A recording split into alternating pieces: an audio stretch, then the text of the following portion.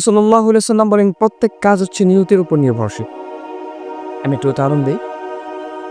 দুইজন ভাই, ওই দুইজন ভাই একজন সারা জীবন ভালো আমল করছে, ভালো কাজ করছে। কিন্তু একদিন সে নিয়ত করছে যে আজকে আমি পুরো দিনটা খারাপ কাজ করব।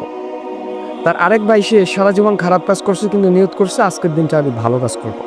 করার পরে দুইজনে যখন বাসা থেকে বের হইছে, গেটের মধ্যে দুই ভাইই ইন্তেকাল করছে।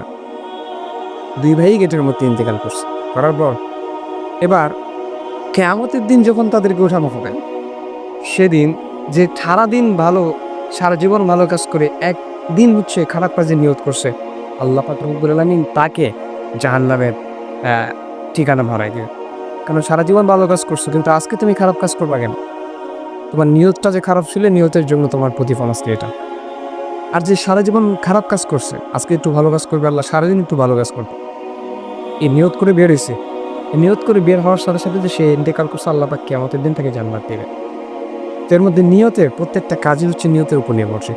আপনি যে কোনো ভালো কাজ করেন না কেন, প্রত্যেক কাজের ক্ষেত্রে আপনার নিয়তটা আপনার ভালো থাকতে হবে।